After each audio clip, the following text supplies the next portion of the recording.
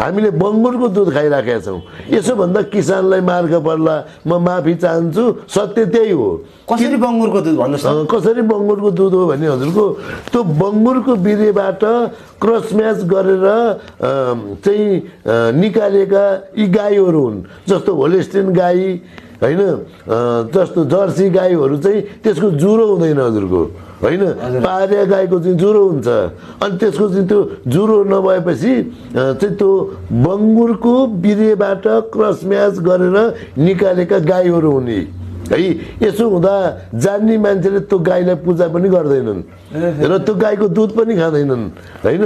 गम्भीर कुरा खुलाउनु भयो त होइन, गम्भीर कुरा सत्य नै यही हो हजुर होइन। अनि अब जस्तै मठ मन्दिरमा चढाउँदा, भगवानको थानमा चढाउँदा त हामीले कुन गाईको दुध भनेर त सोधिँदैन, दुध मात्रै भए के छ त? अहिले हामीले शिवको मूर्तिहरूमा, शिवलिङ्गहरूमा त्यही बङ्गुरको दुधै चढाइरहेको। अब तपाईँले कहाँ पुग्नु पर्छ भने नि शिवलिङ्गमा दुध चाहिँ किन चढाएको होला, घिउले चाहिँ किन उ गरे होला, यी कुरा बुझ्नुपर्छ नि त हजुर। ल भन्नुहोस् त, गाग्री दुध त्यहाँ किन खन्याएको होला, अनि त्यहाँ चाहिँ घिउ किन दल्या होला होइन, यसको कारणहरू छन् नि हजुर। सुनाइदिइहाल्नुहोस् त। त्यो किन दलेको भने नि, किन त्यसरी त्यो दुध खन्याएको भने नि, शिवलिङ्गमा किन दुध खन्याएको भने नि, त्यो त ढुङ्गा हो नि त, त्यो मूर्ति हो नि त्यो।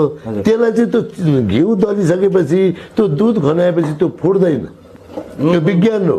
विज्ञान हो है। त्यो नफुट्नको कारण पनि, त्यसलाई बचाइराख्नको कारण पनि सदिउँदेखि त्यो त्यस्तै किन छ भने त्यो तपाईँ त्यसलाई त्यो दुध मक्खन घिउले तपाईँलाई चाहिँ त्यो त्यसलाई चाहिँ खन्याउनु भएन, त्यसलाई त्यो घिउ दल्नु भएन भने होइन, गाईको घिउ दल्नु भएन भने त्यो फुट्छ। त्यस कारणले त्यो दलिएको होइन, त्यो दुध खन्याएको। शिवलिङ्गमा किन दलिन्छ त भन्दा खासै त कारण त्यो नफुटोस्, संरक्षण होस् भनेर। जस्तो यो कतिजना नेपाली चेलीहरूलाई थाहा छ कि जो बाल्टी चाहिँ दुध लगाएर खनाइरहेको, त्यो उहाँहरूलाई थाहै छैन। त्यो उहाँले संरक्षण गरेको भनेर बुझ्नुहोस्। यो धर्मका आस्था राख्ने मान्छेलाई मन दुखाउनु हुँदैन होइन, तर धर्मै हुने त तपाईँको त्यो त्यसलाई संरक्षण गरेको हो क्या। जस्तो तुलसालाई घरको आँगनमा त्यो तुलसाको मठ बनाएर पूजा किन गरेको, त्यो ओखती भएर पूजा गरेको।